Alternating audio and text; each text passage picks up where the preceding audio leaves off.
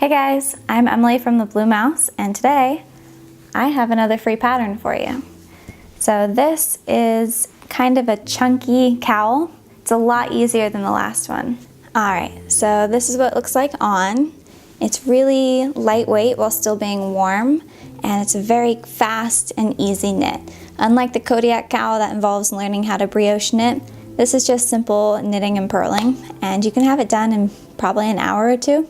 It's very fast, it uses chunky needles and bulky yarn, so it's a very good one day, one weekend project for you. For this pattern, you're going to need 135 yards of bulky weight yarn. I'm choosing to use Peyton's Alpaca Blend from Yarnspirations.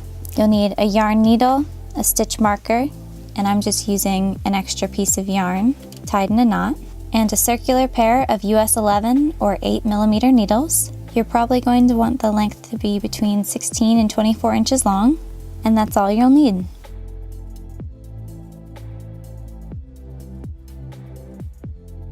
Alright, so for this pattern you're going to want to cast on 72 stitches. I prefer the long tail cast on method, but you can use whatever method you want.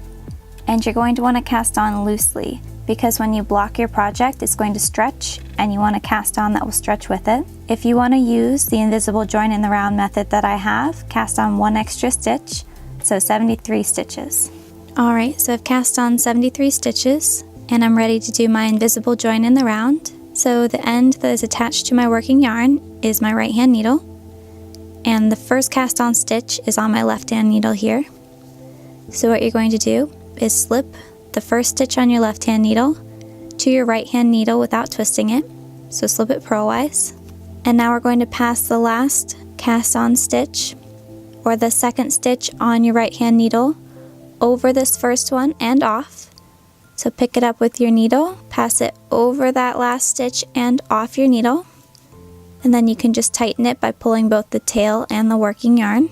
And you've worked your invisible join in the round while also decreasing one stitch, so you only have 72 stitches left. Place your marker and you're ready to work your first row.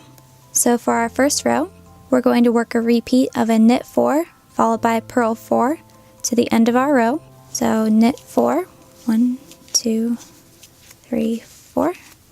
Bring our yarn to the front and purl 4. 2, 3, 4.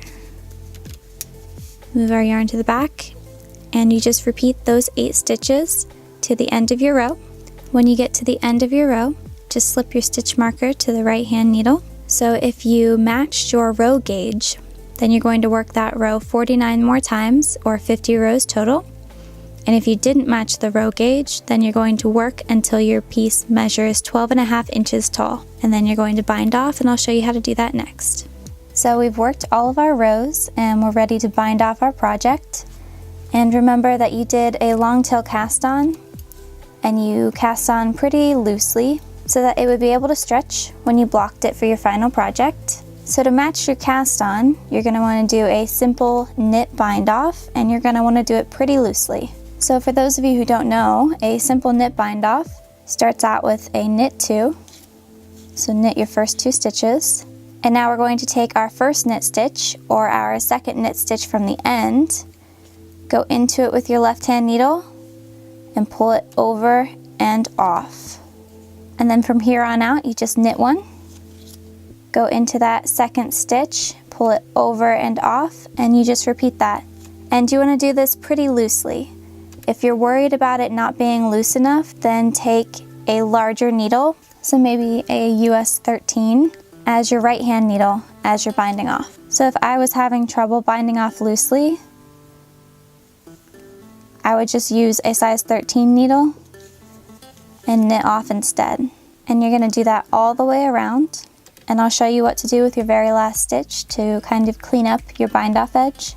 So we just want to take our yarn, make sure that we have a tail, and cut it. And then you take your loop and you're just going to pull it until that tail comes through. So you no longer have a loop, you just have a long tail, and you want to thread it through a yarn needle. And now what we're going to do is we're going to take our needle and go underneath both bars of the first stitch that you bound off. So there's this one on the front and this one on the back. And you're just going to go underneath both bars of them and pull it through. And you want to pull it until it has the correct tension.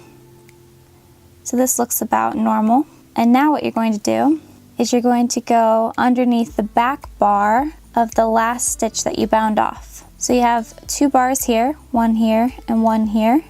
You're going to go underneath this back bar. So you go underneath it to the back, pull through, and you can see you've made a mock knit stitch here. So now that you've done that, you can weave in your ends and you're good to go. So now that you've woven in all your ends, you're ready to go block your project. And with this yarn that I'm using, since it's kind of a roving wool, it would really soak up the water. So instead of doing a wet blocking, I'm going to steam block it because I think it gives it a really nice look and it will really flatten out all the stitches the way that I want it without having to go through all the hassle of washing it. Alright, so here's what the cowl looks like after it's been blocked. You can tell that the stitches lay a lot flatter and it will look a lot better when it's worn because of that. So you're going to want to block your project the same way that you blocked your swatch. So if you wet blocked your swatch, then that is the same way that you're going to block your final project, because you want to be able to maintain the same gauge that you got with your swatch by doing the same process to your final project. So I steam blocked my swatch, so I have to steam block my final project.